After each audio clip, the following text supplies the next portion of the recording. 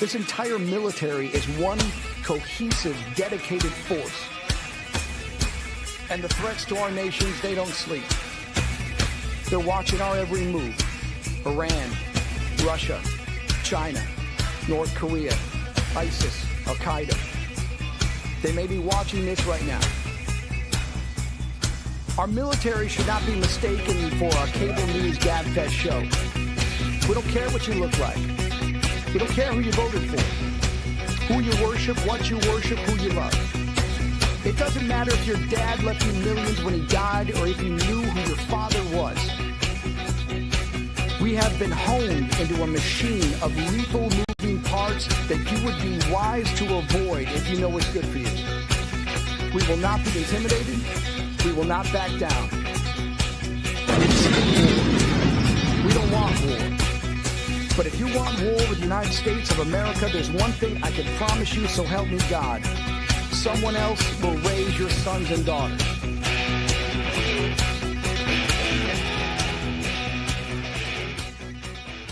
Opinions expressed in this program are those of the speakers and do not necessarily reflect the views or positions of any entities they represent. Find us on the web at mbradio.us.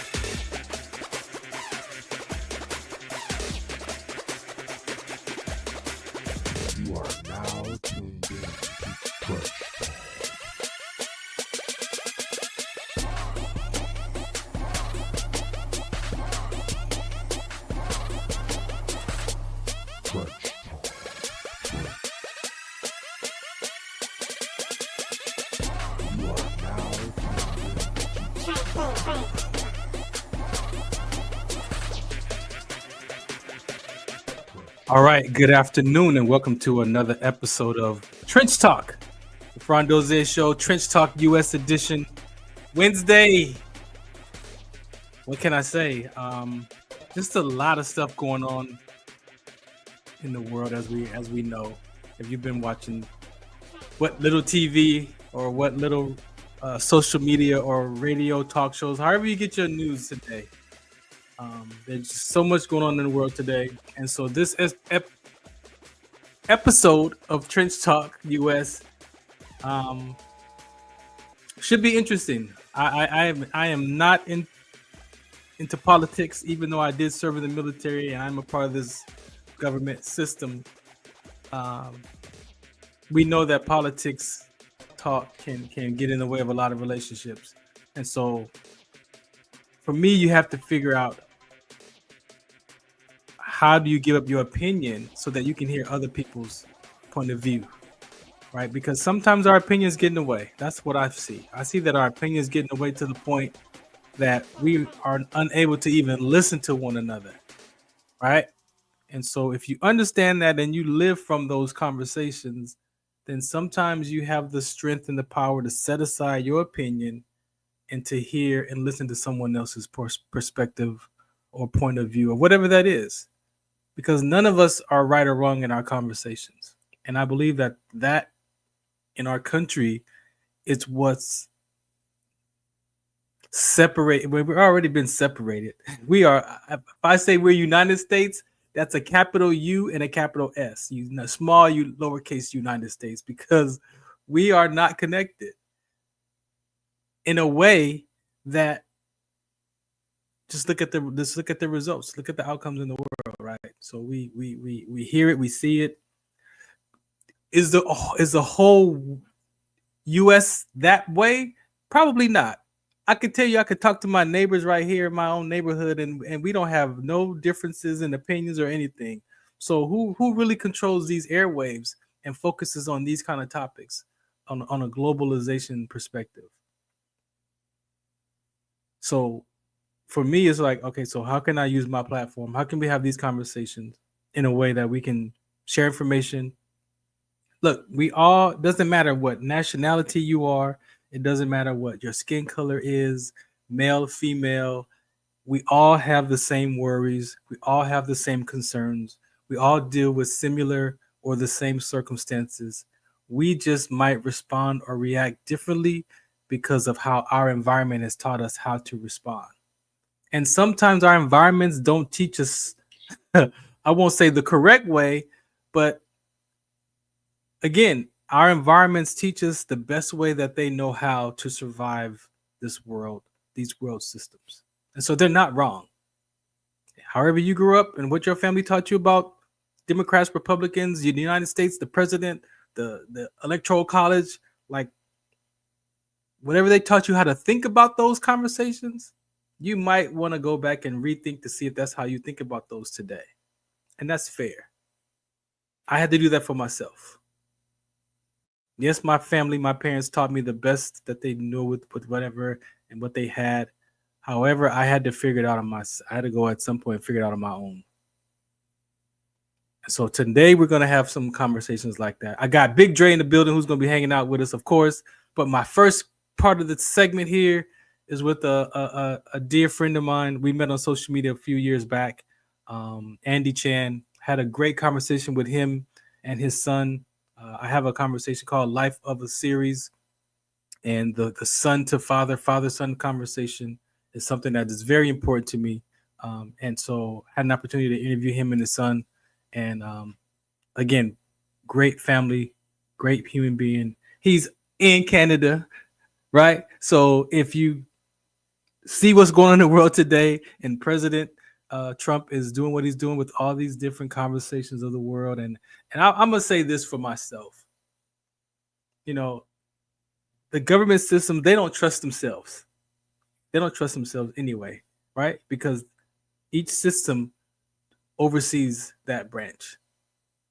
So President Trump can only do so much. He can only say so much, and maybe he can create these, documents to try and change stuff, but it has to go through a process, right? So I believe that a lot of times I hear people get more upset about what Trump is saying that he's gonna do versus he's accomplished in doing, right? So we can be upset about the rhetoric and the conversation, but there still has to go through a process. And so that's my view, though. And that's how I found my piece in these systems, because I'm not gonna worry about what the guy's saying. He can submit documents and paperwork all day long, but if another system blocks that, then they can block that. He doesn't have that much power, not from my standpoint. So enough about that. Let me play this public service announcement. I got my guy Andy Chan here who's going to talk about some of the conversations around these United States, capital U or capital S, whichever one you want to say, lowercase u, lowercase s. All right. But this is the Farron Dozier Show, Trench Talk Edition, right here on MBR platforms. Make sure you go to mbradio.us and check out all of the other veteran topics, the veteran shows. This station is giving veterans a voice. I am a veteran myself.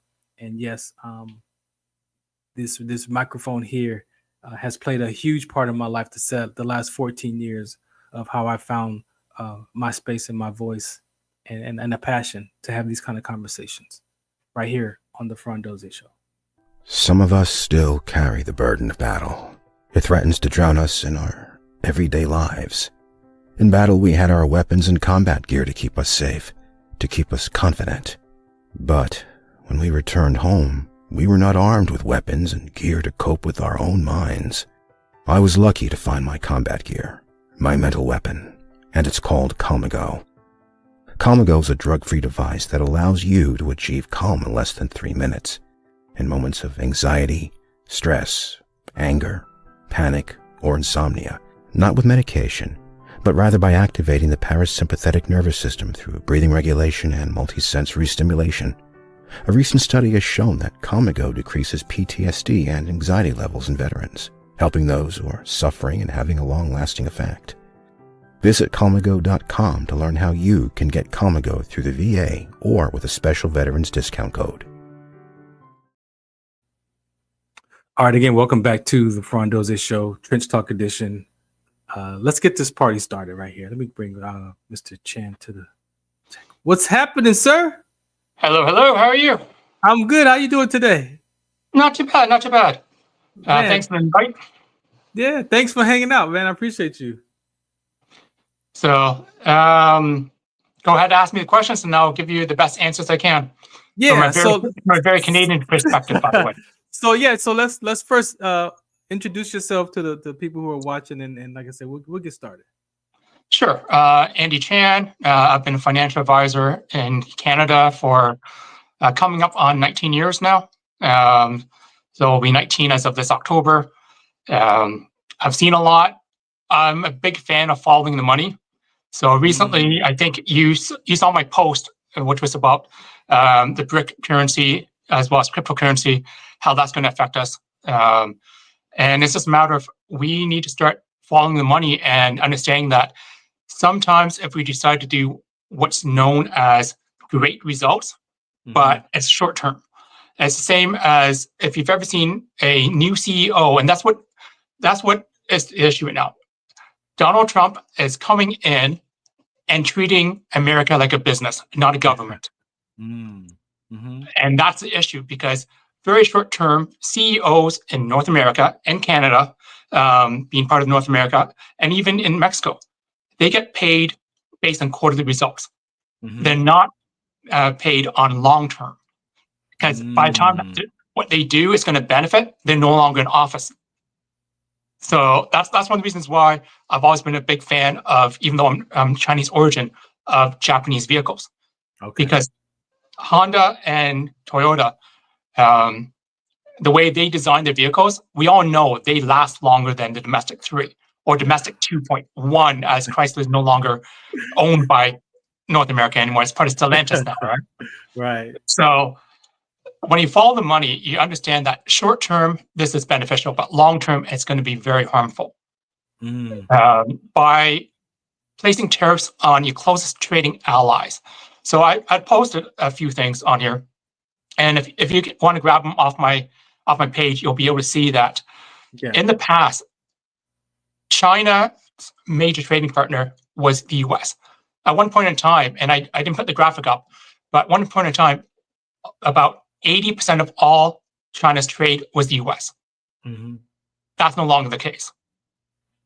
So that's one of the reasons why, from my perspective, in following the money, I don't know Donald Trump, but I know in looking at the numbers why it makes sense to tariff U.S.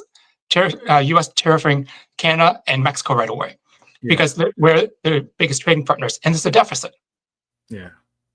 So let me ask you this. Let me ask you this before we get a little bit deep in this conversation. When you say, and you kind of pointed out a little bit of it, when you say follow the money, what are you asking people to look at?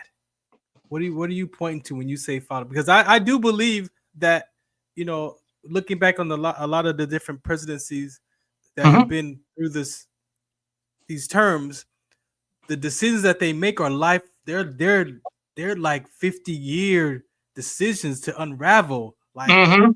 So I see when you said the long-term effects and the short-term effects, these long-term effects, we're still dealing with stuff from the 1980s of Ronald Reagan. Right? Yes. You see what I'm saying? So the trickle-down economics that has been proven not to work.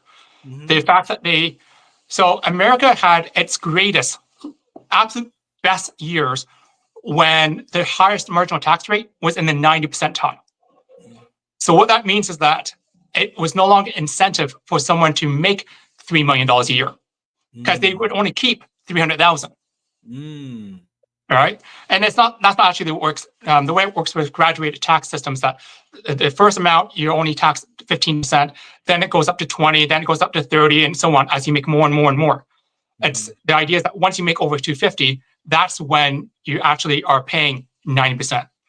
They did away with that. That's the whole trickle-down economics. Long term, it's not proven beneficial because you and I, as employees, back in the heyday of this 50s, 60s, and 70s, the typical CEO, when you talk about make America great again, okay, if you want to use that terminology, Yeah. the 50s, 60s, and 70s, CEO's income was at about 50 times the general average worker in their company. Wow. Now it's 1,000 times. Okay. And so instead of spreading the wealth like they used to, now it's all concentrated. Right. And that's, So and that's the business mindset that you're pointing to, right? That's that business mindset you're pointing to, right? Yeah, that's the long-term ramifications of trickle-down economics. And what I see is going to happen if we don't write, I can't write because I'm not an American citizen, but if American citizens do not write to their senators, the senators that I listed who are up for re-election in 2026. So we have Democratic senators, John Testa in Montana, Jack Reed in Rhode Island, John Manchin, West Virginia, Sherrod Brown, Tammy Baldwin, Debbie Stabenow in Michigan, right across the river from Ontario here. Right. Bob Casey, that's in Pennsylvania. Those are your Democratic senators. Then you have your Republicans, Susan Collins in Maine, Lindsey Graham in South Carolina, Chuck Grassley in Iowa, Joni Ernst in Iowa as well. I'm not sure which. I must have did a typo. I apologize. Okay. I'm not an American, first of all. So the fact that I even know about this stuff should be impressive. Okay. Exactly. You're good. So here's something that is amazing. My wife, who is American, she does not know that senators get 6-year terms. She does not know that the Senate only 1/3 gets turned over every 2 years. Most people don't know that. Right. But here's the great news. If we really want to impact what's happening, 2026 is only a year from now. If you really want to make an impact, you start writing to all the congressmen because every single congressman is up for re-election every 2 years. All right. Let's stop doing short-term for long-term. If you look at any decision you make now has long impacts. Right. An example, 1979, China enacted the one-child rule because the population was growing too fast, and they were worried they would not have enough food to feed everyone. Wow. Because they had the Great Famine in 1960, just less than 2 decades ago. Not that long ago. Right. So 19 years before they enacted the one-child rule, they had a Great Famine that millions, tens of millions of people died. So they did a very short-term thing of, hey, only one child. Do you know what the result of that as of today is? What the biggest issue that we have, not that we have, but what China has right now? What is that? The population shortage? No, it's not. There is currently a mismatch of eligible marrying age people. My goodness. There's 35 million more Chinese men than there are women. What? There are 35 million more Chinese men between the ages of 20 to 35 than there are of women the same age. And that's the result of that. But it's 2 generations afterwards, right? Because think about 1979 to now. Yeah. Right? Yeah. Yeah, because 40 years of the generation. So yeah, it's 46 years. So a generation is typically 20 some odd years, right? So that's what happens, that all the kids who were born in the 70s and early 80s, they're not having kids. And if they did have kids, they only had boy kids. And now, because they only have boy kids, right, male children. So we have to stop beating each other up, because US and Canada, we have the longest undefended border in the world. We have been friends for decades. Yeah. Okay. Every single time. So 9/11, when 9/11 happened, and all the planes that were supposed to land in New York and connecting flights couldn't land, Canada took in every single plane that needed to land, fed them, housed them, for weeks until they could move. And now this is how you treat out your friends. Short term, it's great. Short term, it makes you look great because all of a sudden, people who were even thinking about doing manufacturing elsewhere is now manufacturing here. Right. But it's not possible because the amount of money it takes to build a factory and tool it. That's the other side of that. It's going to be 3, 4, 5 years later. So it's not going to help right now. All it does is it places a 25% tax on every single American resident. All of a sudden, all your stuff goes up. The last time that we had a trade embargo, and they were doing a price on washing machines. All right. So all of a sudden, all those washing machines, even the ones when they're manufactured here, guess what? Those companies raised their prices 25%, even though there was no tariff. Exactly. Anyways. Yes. So let me ask you this question. Sure. Brazil, Russia, India, and China. Yes. I saw that they're the 4 emerging economies. How do you feel about that relationship? With USA and Canada? With Brazil and Russia and India and China doing what they're doing as far as their economics, the emerging economics for those. I can't blame them because every single time they want to do anything, because the U.S. Treasury after World War II was set as the world currency. Instead of having to trade and you don't know what your dollar is worth or what your currency is worth versus another, right? So instead of a French franc and a English pound having to trade and don't know what it is, they pegged their currency to the American dollar, and then they trade through the American dollar. Every time they did that, the U.S. benefited. That's the whole reason why the euro was created. The euro was created so they have one common currency, so they could trade with each other without having to go through the U.S. first. Brazil, Russia, India, and China, they got sick and tired of the one superpower that's available, which is the U.S., dictating to them what they should be doing. Right. So they've been in talks for a while. I predict they will eventually do it because China and India alone represent half the world's population almost. Right. And they're sick and tired of being dictated by a totally different culture than them on how they should do the mandates. Here's a real crazy thing, okay, that most people are not aware of. China, because they were always being dictated on how to do things. Over the last 35 years, they have slowly and progressively done direct trade with over 20 countries, bypassing the U.S. Treasury altogether. So that's why U.S. can't really tariff, and that's the thing that brought me to my knees and thinking, how crazy is this? Right. Why would you raise tariffs by 10% to China and 25% to your best friends? It's almost like, you know what? I can't walk down the street and knock that guy up the side of the head for money, but I'll go to my neighbor and steal his lawnmower. That's how it feels right now. And the long-term ramifications is that I have a lot of friends who, being in Ontario, it's cold. A lot of them, they have property in Florida. Right. So all the retirees. Last conservative estimate, and conservative with a small c, not the right-wing conservatives. Okay.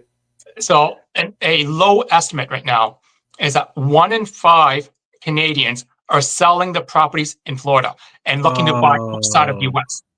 Oh no. 1 in 5 Canadians who own property in Florida have now decided, if you are going to be this angry and this bad to us as your best friends who took and all your Americans who were stuck in the plains, who couldn't land anywhere, and we fed you and we housed you and we clothed you because you had no clothes because everything was just stuck. Because a lot of times people don't realize this. your plane might arrive, but your luggage is on another plane because they just shift things around, right? Right, right. So some people who didn't have the luggage had no clothes. Canadians gave everything to the Americans. We sent thousands of firefighters to help with your fires and after 9/11. So this is just short-sighted. Like, I need my grass cut. I'm going to go steal my friend's lawnmower right now. So from your perspective, what do you see the United States and Canada should create a way to become allies versus competitors? Well, we've always been allies. That's the silly thing. But you're saying that it's right now there's a fracture. How do we restore that? Well, the problem is that we have someone who is too prideful to admit that they made a mistake. You don't go to your neighbor and steal his lawnmower and then expect him to be friends with you anymore. Right? And that's not your neighbor. Your neighbor might forgive you, okay? But the kids don't. If you've ever seen... I like that. Yeah. I like that. The kids might not forgive, but the neighbors, the dads can forgive, but the children might hold that against each other. Wow. Exactly. Andy, I like that, Andy. I like that. Exactly. And so here's something that's interesting right now. There are pictures on social media that I have cross-referenced and confirmed from throughout Canada, and specifically in Windsor. Florida strawberries. Okay. They were on sale for $1.99. Canadian dollars. They were left to rot because Canadians are choosing not to buy American products now. This is not a tariff. They're not even buying it. Period. There's a group, this Facebook group right now, listing every single product that is American made versus Canadian made, and people are buying Canadian products only or European products, anything but US. But US product. Wow. So you're saying in one hand, he's trying to so-called save US money. At the same time, we're destroying relationships. It's good for today, bad for tomorrow. Yeah. And that's the problem. When you have a president who has always been a businessman, businessmen get paid quarterly. CEOs get paid quarterly bonuses. But that's what people wanted, right? I heard people say that, hey, he's a businessman and that's how we need to run this country as a business. But he clearly, there are some unforeseen consequences, as you said, running a country and in a business perspective versus how it's, you gave it another term for it at the other side of that, how it's supposed to be ran as a government. Yeah, as a government, yes. Yeah. So, for example, here's something that most Americans I find who are not in healthcare get very upset with me when I say this. Healthcare should not be a moneymaker.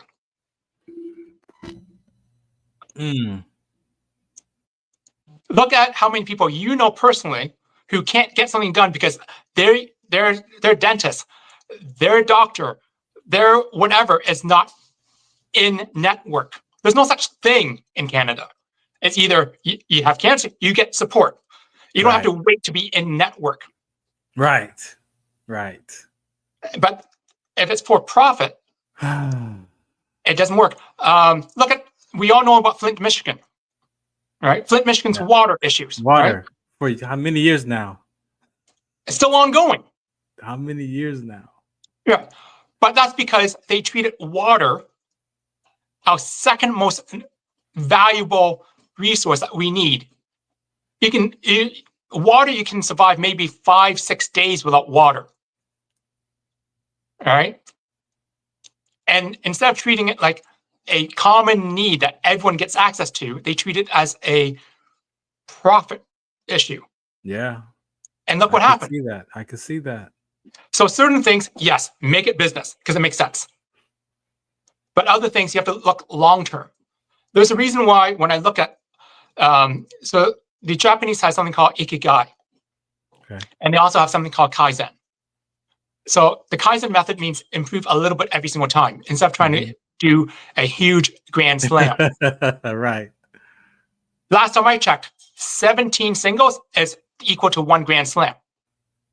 All right. Either way, it's Baseball. 4 runs. Baseball. Either way, you get 4 runs, right? Either way. Or you can do a great big Grand Slam. It's much more spectacular. Gets Right. a lot more attention, but still only worth 4 runs. You know, before I let you go, Andy, man, I like your points, because I tell, when I do talk politics and about these global systems and these conversations, for me, there is such a psychological warfare that's really, for me, on the back end of that, what you're pointing to, right? And even in the analogy of baseball and Grand Slams and runs, either way, it still counts as 4 runs, either way. Yeah. But do you want this extravagant, 4 runs, or do you want to make it work gradually, process it, it's a different experience. That's a different experience. I'll leave you with this, okay? Because I know that you're ex-military, that you're a vet, okay? Let me ask you, what's more effective? A surgical strike with a sniper, all right? 1 bullet, 1 hit, or just bomb the whole town. Either way, you get the result of the one guy went dead, but there's a lot more collateral damage. Yeah. That's the issue right now. Yeah.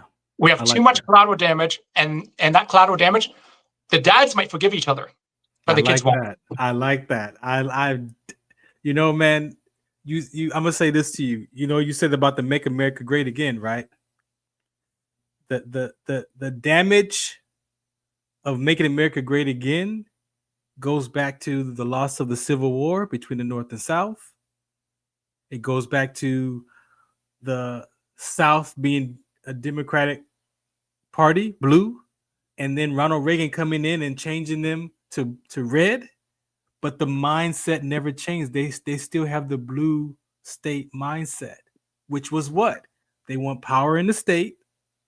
They want to control everything by the state. And so for me, when Reagan did that and goes to them and says, hey, you should be over here with me because the government's your problem. I'm like, how can you say the government's your problem and you are part of the government? How did people fall for that? Like, how did people fall for that? And here Trump kind of did the same. To me, he spoke to that same fracture when he ran the first time and got everybody riled up. But here's my point. The Republican Party today have the heart of the blue South mindset. Yeah, the blue collar workers. Yeah. Yes. Yeah. And that's how I see that. What I see is absolutely amazing is that everyone who's blue collar who voted for Trump are now hurting the most. I know that every single person I know who loves alcohol. Okay, I'm not sure if you're aware of this. Ontario, because of the laws, is the sole wholesaler for any alcohol coming into Ontario. The Ontario government. Wow. They took all alcohol and boxed it up and put it away. Not available for sale. Other provinces have since followed suit. And here's what the scary thing, okay, that most people don't realize.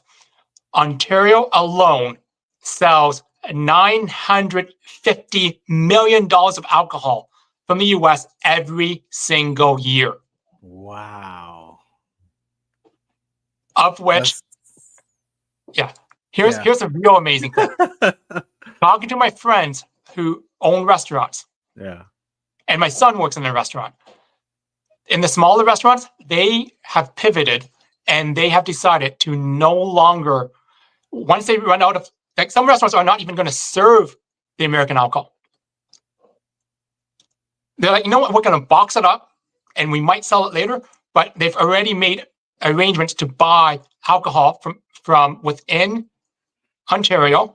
Wow. And anywhere but the US until this tariff that was placed on, because it was the worst deal that was ever made. Who would sign that I'm sorry. You signed that. You created that. Right. He's like, who signed that? So I think the hardest thing for someone who has always been able to say they're successful Yeah. to admit is that maybe, just maybe, that way doesn't work anymore. Thank you. But like you said, for me, the psychological aspect of it is, if my pride is in the way, I can't do that.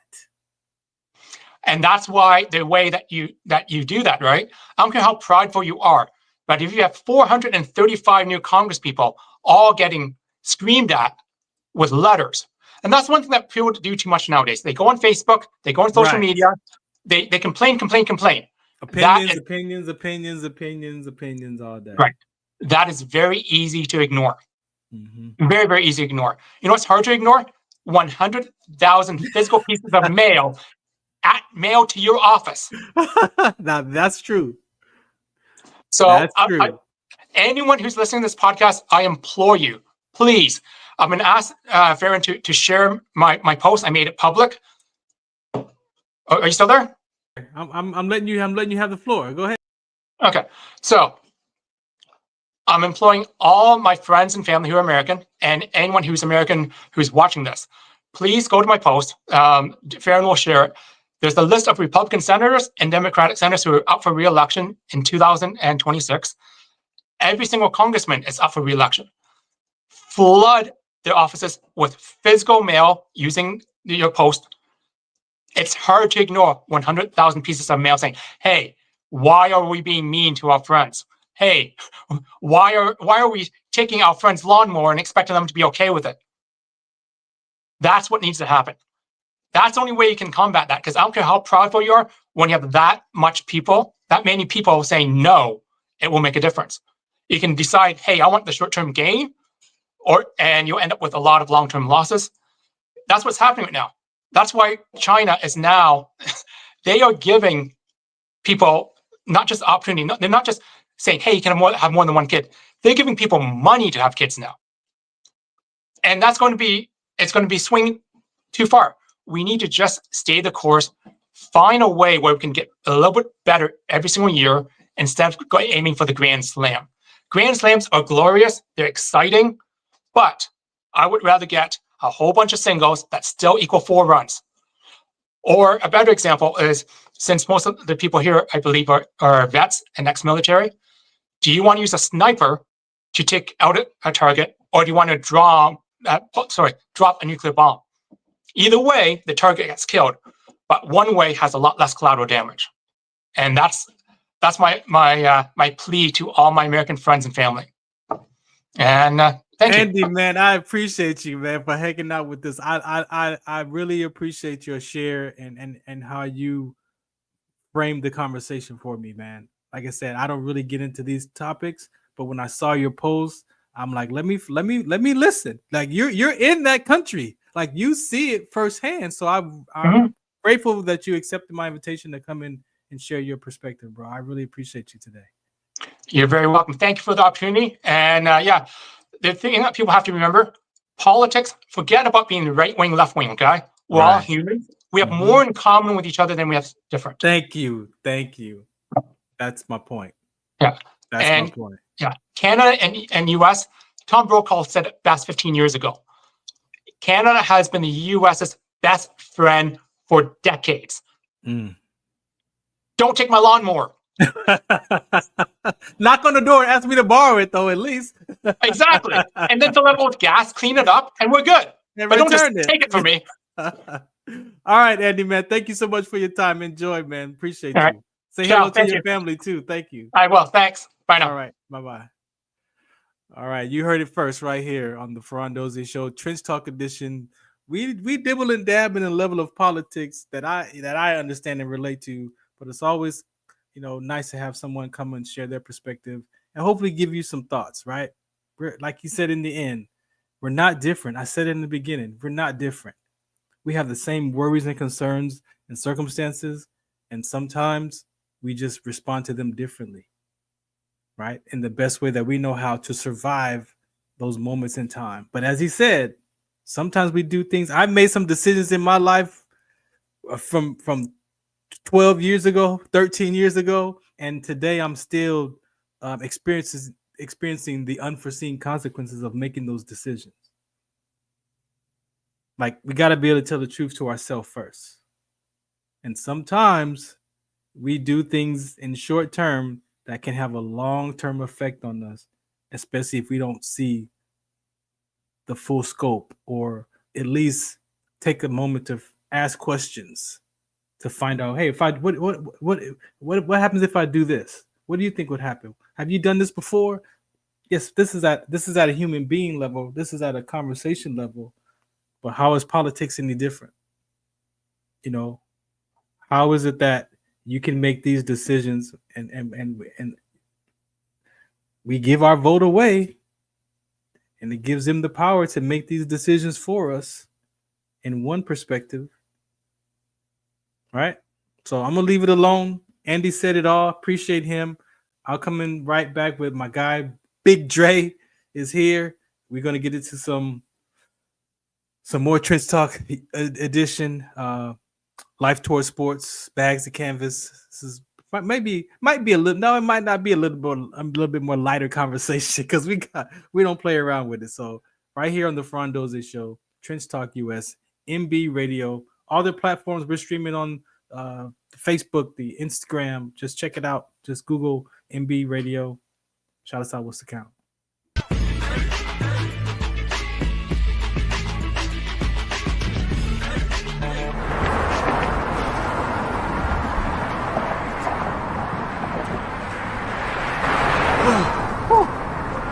Hey, what's up, man? How you doing? I'm blessed, my brother. How you doing? I'm good, man. I'm good. Hey, did you see the game last night? Oh, that was a good game. But did you see the shot?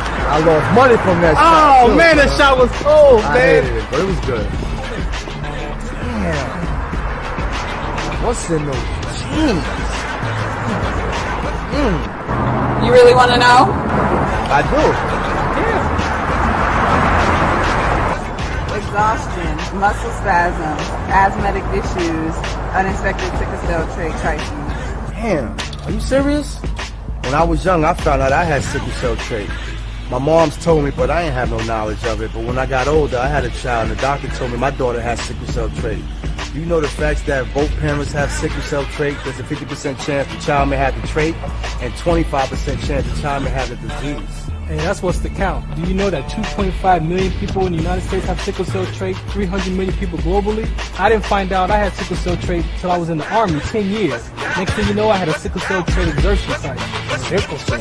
I thought that was a black gene or something. Nah, man, the Latin community is number 2. 1 out of 36,000 babies are being born with sickle cell disease. You could be Caucasian, Mediterranean, European. You gotta know your bloodline, man. There is an inherited gene in our community that has been forgotten. The name is sickle cell trait. WDCONSCT, also known as What's the Count, is out to bring awareness, education, and prevention to people all over the globe. Want more information? Call us now at 323-215-5384 or visit www.wdconsct.org.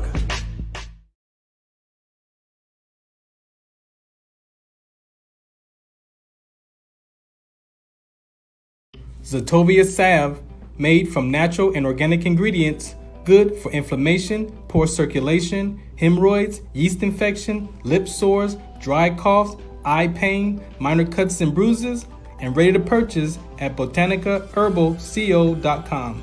BOTANICAHERBALCO.com. botanicaherbalco.com. This is Farron from the Farron Dozier Show, 8 p.m. Pacific Time on KCAA Radio, 106.5 FM, 1050 AM. Also streaming from the KCAA Radio.com website, the station that leaves no listener behind, and MBR Radio. That's right, MBR Radio on all their streaming platforms, including MBR Radio on Roku TV, Sunday nights live, 8 p.m. Pacific Time on KCAA Radio and MBRradio.us. The Farron Dozier Show. For more information, search farrond.com.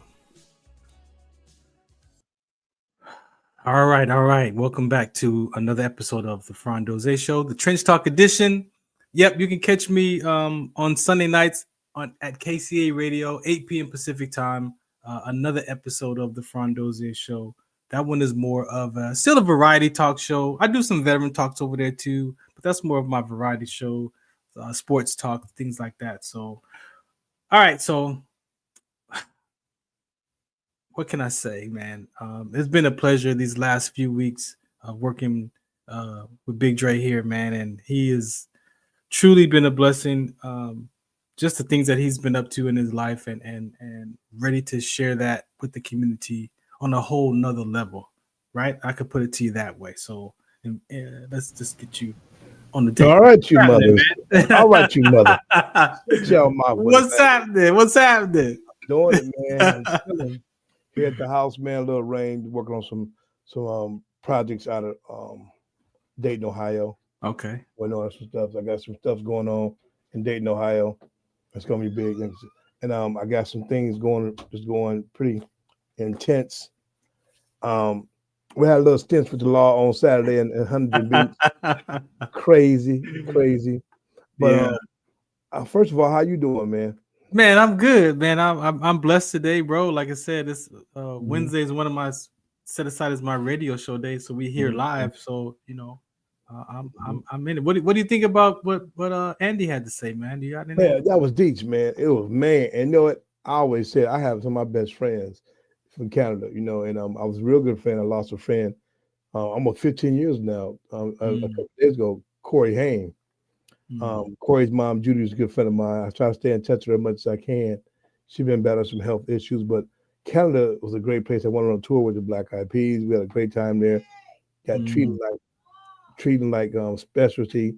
But it was just, like I said, the president is who he is, man. We can't stop what this man is doing. Keep on talking about, oh my God, he's gonna cut Social Security, he's gonna cut Medicaid, he's gonna do that, he's gonna do that. People, just get your paper. Right. Figure out something. Get up. The ones who need to be on a government assistant, I commend you. People who sleep in their cars, I commend you. I pray for you every night. But these folks got 2 arms, 2 legs, and ain't coughing, ain't spitting up blood, ain't no needles and anything. Why are you on there getting assistance? You're taking that money from these vets. So that's now you're on the other side of that conversation. See, that's and then but then we went on in Canada. We putting a taffy on that and making it harder for us to even buy the goods we need in America. That's going to really kill our steel industry. And 25% is 20% is a lot. People don't understand what 20% means. So you making $400 million, 20%, you do the math. So now your eggs at $75 a dozen. And then I'm gonna go out and find some baby chicks now and raise my own chickens in my backyard. So now all your neighbors you gonna have every morning. What you gonna hear from now? People will be like, man, everybody gonna have a chicken farm now right there. It's not about fruits and vegetables no more. Now we gotta have our own chicken coops. Oh man, you gonna have all you gonna have on steel mills, wood mills. You gonna have all own stuff, man. You gonna do import export. It's crazy. Yeah, and that's a whole world by itself, man. Talk about globalization. And globalization, that's the whole world. And you know what's gonna hurt too? It's gonna hurt the pocketbook consumers. No more going to basketball games, baseball games. It's gonna be hot dogs. Be $72 for a hot dog. $150 for the chili cheese fried, and $25 for a drink. You know what I mean? So a family of 4, that is a brand new used car. A used car by the time you go to a season of events. Yeah, exactly. And don't go to Disneyland. You probably pay for a mortgage. Yeah. So it's gonna be crazy. I appreciate him for coming input. on. And he's right. We should get together people and write our congressmen who's in our district and say, look, y'all just make the president think about it for a while. Say, okay, now your boy's stock is just tumbling. Elon Musk is about to bust his head wide open. People torch his trucks and all this cyber trucks. They're on the road now. See, you're doing neo-Nazi stuff. Watch out. You're doing the people wrong, man. You're doing the people wrong. You can't be doing this stuff. Can't be doing that.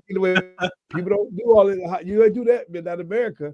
Had a little South swastika and it burned him up. So but it's going to be intense. And what I was talking about today, we talked about what our topic also was about today in the politics and sports.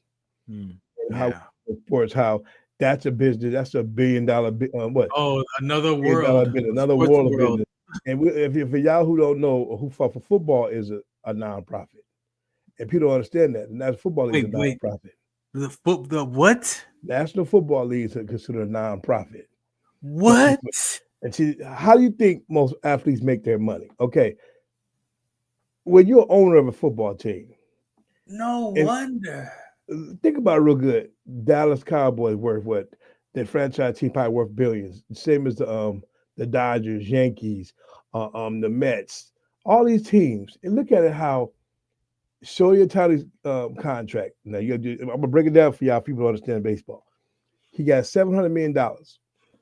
He referred $2 million a year. Now, at the end of that 10-year career, he's owed $620 million. See, and it's like, what we do here? He said, But since most of his investors, just the Japanese soda pops, the K-pop stuff, and then pay for most of his salary already, all the endorsements. All the endorsements, huh? He don't need that check. So when he get through, Dodger, he already paid for the Dodgers. Oh my gosh! And he the same don't goes need for the check. Same with the pitcher. His pitcher, they get $300 million too. No problem, because same thing. If in the same country, now they go into Japan to pay, get the Giants over there. That's another probably close to another $300 million to go over there. They probably paying the Dodgers arming and can feed 17 countries to go over there and play 2 games with the Giants over there. So think about it. No way. Now you fast forward the baseball. I mean, basketball. Most team owners ain't worth no $25-30 billion. No. Most of Magic just hit the $1 billion club. But Magic put $500 million into the Dodgers, another probably $300 million into the Commanders. He $800 million strong. He only worth $2 billion. Yeah. Now most of that could be liquid, or it could be most liquid. So out of it, yeah. So now you do all the things you do, all the sponsors that come in, Coca-Cola, Rocket Mortgage. Oh my! Chime. That's where the money is at. Come on, brother, follow me on this. I got it. Andy said, "Follow the money, man." So didn't you look at boxing? Now we're gonna break down boxing. Come on. Boom, and then I'm gonna say boxing for last. We're gonna talk about NBA. And see, NBA it's called the Negro Basketball Association back in the day. All the brothers that take it over. I call it Nepotism Baptist and Association. What I call it now, the Nepotism Baptist Association. All they're doing is a bunch of narcissist owners. These players, you saw the Boogie Cousins interview. Yes, man, that changed. And it changed my whole perspective, like you said, bro. The trial and tribulation we go through, like a service vet. It's like in changing your whole perspective of how you play the game of basketball. Now, what do you think going through LeBron James' mind? Now, I'm not a huge LeBron James fan, but I love LeBron, the way his athletic body staying in shape. You can't hate on a man who put $2.7 million into his body to keep it 100% healthy. How you get mad at the man? Then you want to play his head on the son. That's his son. That's his blood. Stephen A. Smith needs to sit his butt down somewhere and stop always doing things. If you have never, ever played a sport of basketball, baseball, football, hockey, whatever, you should have nothing to say but be quiet and be a business. Especially at that level. Thank you. So the same way being a vet. If you ain't ever dropped a bomb or threw a grenade or shot at somebody, how you gonna tell anybody how to live life in the military? No. Baby killers. We came back from Vietnam. My uncle was called baby killers. Right. What baby? He said, what baby did I kill? He said, even in Vietnamese action, why are you brothers over here? Yeah. Just like Ali. We ain't got nothing against them, but we're to fight for our country. So you can't get mad at us. Yeah. So it's a big, like I say, every sport is considered a nonprofit. And look at it. Most of them being paid by the endorsements. That's why I say, if you if you was a smart ball player, you ask for, okay, I'll take 3-year deal, $50 million. Now, once Nike gives you that $20 million, or Jumpman give you that $20-30 million, or Body Armor give you the $100 million, Reebok, guess what? Your salary's already paid. Do the math. That's free money. You think Vanessa Bryan, is over there boo-hooing? Kobe's No. body armor, his body armor paid every bill she used to pay off. the body armor, he had a check. I heard for it was like 600, if I might be wrong, between $600 million. She didn't know about. He had stock in that company, and ding dong, Vanessa Bryan, here's a check for $900 million. Huh? Where does money go from? Wow. So she's trying to figure. So all she got to do is stay sexy, mess with the pool guy or the gardener. The gardener. Or have a boyfriend named You Luca. crazy. You crazy. Anything crazy. and she's set for life. She has the kids taking care. The kids taking care of from all the stock from all that and the mama mentality. So people always say some kind of conspiracy and everything we do in every sport we do. I'm like this. I'm a realist. All these guys who get these pod shows. Mm-hmm. I love the Matt Barnes and Steven Jackson show. They real with it. You're the readers. I'm a big fan. I look at these ball players. You want to talk about how bad they did. Everybody who played at least 5 years or more and at least put up good numbers deserve to be in the Hall of Fame. Mm-hmm. That goes for baseball. But Barry Bonds, you can say what you want to say. Barry Bonds was one of the best home run hitters of all time, next to Hank Aaron, Babe Ruth. It was easier to hit a ball over the fence with Babe Ruth time because the ball wasn't as flamboyant. As the time went on, balls got lighter. So, of course, muscle. But you can't say roids. I use roids. Roids make you hit a baseball fly. I don't know what the people be thinking about. And then you get mad because Pete Rose bet on baseball, but he don't deserve to be in the hall. Right. All of that. Come on, man. They was talking about their legacy, the legacy behind it's his legacy. How good was? Oh, so he bet on it. Show me what did God tell him? Show a man without seeing casting first stone. That's right. Nope. Show me one person in baseball, basketball, football, and never betted on no game. Yeah. And I'm not gonna say Can't throw no rocks. I'm not gonna say a Tony now. The Tony thing with his interpreter. We both know. If I got an interpreter and I don't realize he took $18 million on my paying account, the manager should be fired. The accountant should be fired. Everybody should be fired. So you can't say, give that man 10 years in federal penitentiary for him taking my $18 million out. How about this? Shut the hell up. Here's $10 million and go about your business. Okay? We know Tyler's a good baseball player. I can take it from him. Yeah. But Tyler knew about what was going on with the guy betting on baseball. He knew about it. I bet. I know. So don't sit up there. And then we got referees getting paid off to be coaches and with friends with coaches. I'm trying to tell you, bro. This political world of sports. So it's weird. So the situation you went through. Now I want to enlighten everybody about what happened with that. Yeah. So I'm not upset. I'm not even complaining. However, I do own 3 ABA basketball teams, right? And you got a fourth coming next year. That's franchise. There you go. I'm trying to be an owner. There you go. There you go. And so the Inland Empire Hounds in San Bernardino County were number 2, number 5 in the whole ABA at one time, number 10 in the whole ABA. I believe we ended the season at number 10 spot or 11 spot out of the whole ABA league this year, up against the number 1 spot down in San Diego.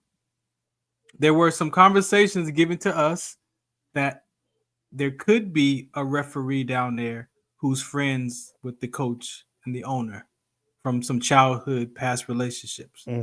Rumors, because I don't know if it's true. So that's why I'm like, whatever. Speculation. Allegedly. They're good old bad word. But to the point that it gave us information to be aware of how the game is going to be officiated down the line. Because now we're playing in the division championship, right? Gotcha. And so we go down there and we play that game. And after the game, we got footage. We reviewed the footage. And there was some calls that if you look at the film, there was no contact, but there was a foul called. There was no backcourt violation, but there was a backcourt violation called. Bad register. Bodies, IE Hound bodies all over the floor. because we're outsized. But allegedly, I got you. Allegedly, so the last Mhm. stretch of that game, the momentum shifted. Mhm. We was up from 30 something points Mhm. down to the last 9 seconds, Mhm. and our guard, they brought the Mhm. ball up, 9 seconds on the clock. He Mhm. gets it down to 2 seconds, steps back, and And takes knocks the it. three. And knocks it. Takes the 3 and is counted as a 2. We lose by 1. Mm. And so as an owner, it's very disheartening when you Mhm. have information, you have the Mhm. footage, you do what you're told to do, you got to play the game, record the game, submit the footage, and Mhm. then this is the outcome. And Mm. I know they wasn't going to overturn the game. Like I know Mm. that. Wow. That would be a fracture. That would be a fracture on the whole integrity of this league. Yes, it will. However, how do you not know if favoritism is happening? Well, you How definitely do know. you not, You know. right? But with the footage that we have, you can clearly see that these calls were not effective calls. They were not. They were Mhm. not the right calls. Now I tell my players and I tell my teams, if you're dependent on the referee to win a game, you already lost. You already lost your brother. And I hate to say that because But it's in true this fact, in this league, people battle with the refs. We argue with the refs. The only one should be Mhm. dealing with the ref is the coach. all day long, not That's you. it. Not you as a player. But if Mhm. you're dependent on the referee's cause to win a game, whether they're friends or not, Mhm. you still, to me, you're on the downside of that bounce. Wow. So I'm going to the owners meeting this year, like you said, Mhm. as owner of these teams and part owner of 2 other teams. I just got to have some understanding. Somebody's got to give me some insight. Somebody's got to give me some rules across the board on how this league is going to be effective. Yeah. Because I want to have teams in this league, and we're up against. It's bad enough we're up against ourselves On top crashing, of it. our own players crashing out on themselves. Then you got to have stuff like this Mhm. that's possibly the integrity Wow. of a game officiated by people who know each other. Mhm. Like I sat with that yesterday and I was like, even subconsciously, you could probably be like favoritism, not even realizing that you're calling these plays, these Yes. fouls Mhm. subconsciously. And I'm Wow. like, if you know that as a league, why allow that official to be a part of that game? Amen. Especially in the championship game, especially when you know that you've had some conversations about Mhm. this. Even when we came to protest in the beginning, you should have been like, well, let me find somebody else so he's not even involved. No, you want us to play the game while he's involved Mm. to see if we're correct or not. Wow. And we feel we're correct. But again, as an owner, as it's like I'm not surprised, but it's very disheartening. You're not surprised. When you I'm not surprised, and it's very disheartening because guys are competing. We talked about the chasing the hoop dreams. We talked Mhm. about the identity. Mhm. We're trying to win. We're chasing the championship, and there could be a slight fracture in the of all people. Not the guy on the clock who could slip in extra points, Mhm. but the official himself Mhm. could determine your fate. Mhm. Nah, that's not cool, bro. It's not cool at all. That's So, not cool. see, the whole game of politics of basketball is what we make of it. We do some things, and we don't understand why we elevate ourselves when we do, and that's why sports. The point now, these kids have hoop dreams. For those out there, understand what ABA was. ABA was the first American League basketball. Dr. Mhm. J, Daryl Dr. Dawkins. J. I mean, oh my God, Moses Malone. A lot of people got started fresh out of high school and went over to ABA to get a name for himself and went right into the NBA. And ABA is still relevant with the NBA to help players get that chance to play ball. And for y'all, all you ball players out there who think got skills, man, give your boy a holler. For Dozier holler, man. You got a special team. You know, even some retired ball players who played for like 2 or 3 years just want to go out there and keep them legs fresh, stay young, get in the game. You know, it's a shame that I played ball. Baseball was like I got discovered. Ken Griffey Sr. was out in Vegas doing some stuff, and 1990, it was like 92, and you know, and he was up there. He was managing the San Diego Spirit at the time. Was the Mariners. Okay. And I was in a softball team, you know, underhand fast pitch league called the Hot Doggers. We was undefeated, and I had a ACL injury and also a pain in the hell, a nagging hamstring. Hit 3 home runs that game and 2 doubles. They were like, "How can a man be in that much pain hitting monster balls like that?" And them balls, they were called balls coming 60, 70 miles an hour underhand fast pitch. Yeah, I'm destroying them. He said, my friend said, "Man, I guess why don't you meet man, Ken Griffey." I'm a huge Ken Griffey Jr. fan. My whole room was pasted on the wall with Griffey stuff. Meeting Father the Legend, man. And so I got a chance to go try for the Mariners, man, and no, not in the 90s and made the first 2 cuts and got a chance to the big. And I'm telling you, man, minor league contract, you sign $1 million, $2 million contract. Yeah. But you should earn that. If you ain't got no skills, you can't be complaining about trying to go hold out. The biggest, to me, default right now is Juan Soto. He got more than Ohtani, $765 million with the New York Mets. You see that game against he had a preseason game. They hit a ball to a routine fly ball most kids would catch. And he made the catch of the day. Missed it by, I don't know how he missed it. And it's all over the internet. He catch how I catch. $765 million worth of catching. People like, wow. How I catch. Okay, so he went, he complained about the Yankees, went over to the he played about the San Diego Padres, went over to the Yankees, and then so everybody's gunning for the Dodgers this year. I'm not really a huge Dodger fan where I used to be back in the day, but I love LA got squads, and the Lakers are trying to rebuild, and they're gonna have to rebuild behind. They gotta get one more big man behind Luch. They're gonna have to. Because you still got to win a game against the Boston. They lost to Harvard against Boston. You still got to go. When the East is in the house, oh my God, danger. More physical play. See, LA West Coast like, I'll break my nail. I got to be out for 7 days. Right. I break my, I got a big toe hurting. I know who you talking about.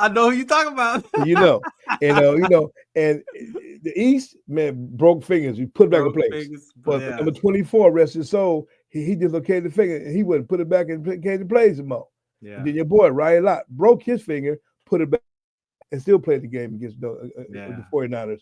So them was real Amazon men who was masters of men who played ball. They didn't hurt the nail, and I'm out for 6 weeks for the nail hurt.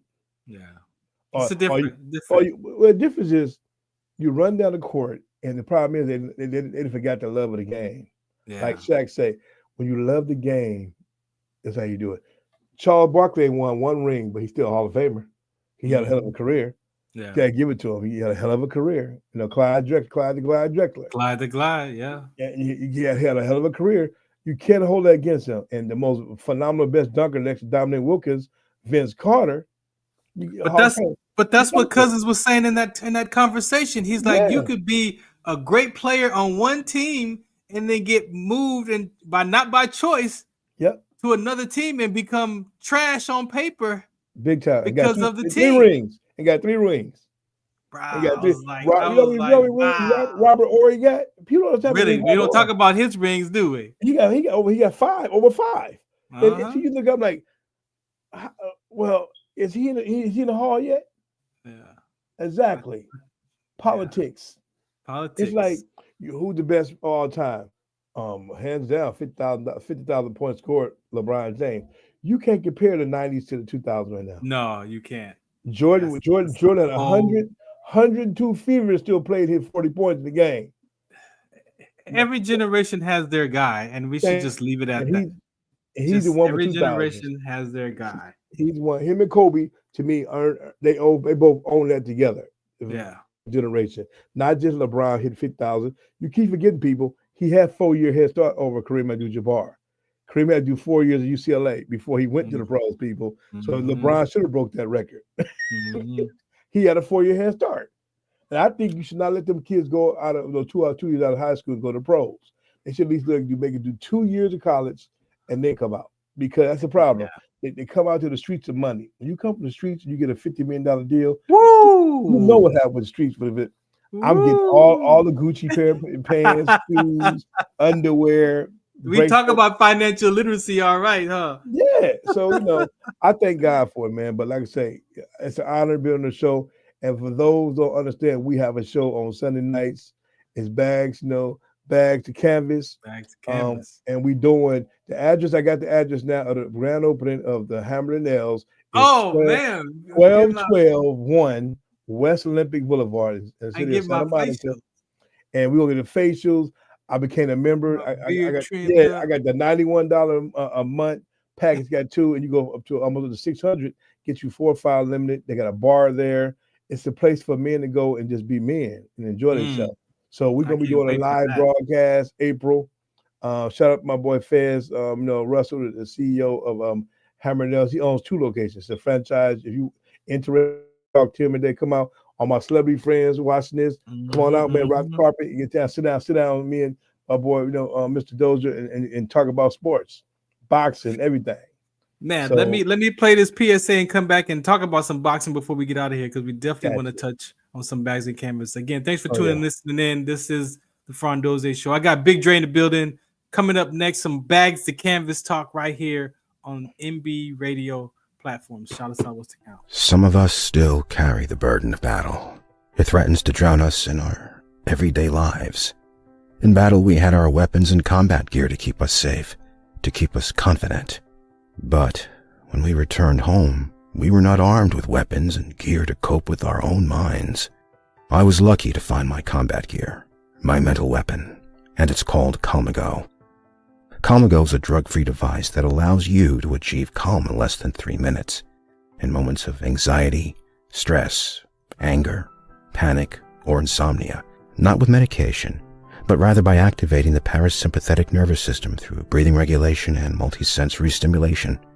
A recent study has shown that Calmago decreases PTSD and anxiety levels in veterans, helping those who are suffering and having a long-lasting effect.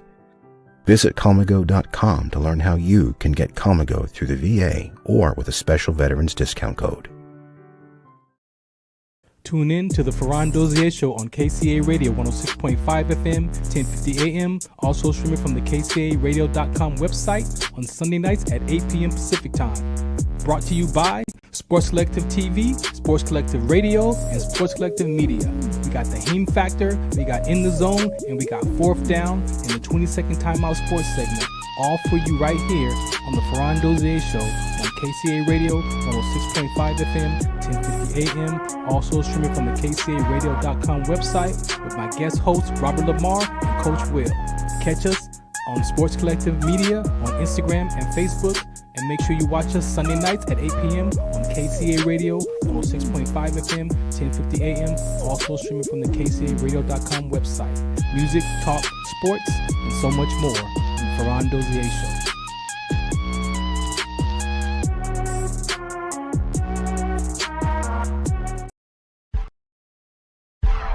I just wanna breathe his name, my God.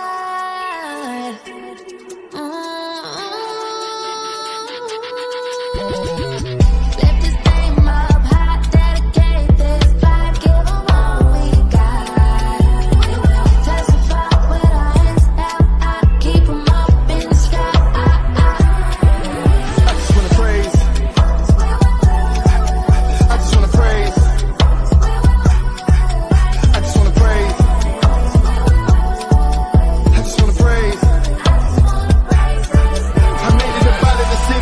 Avoided the hate and the gritty.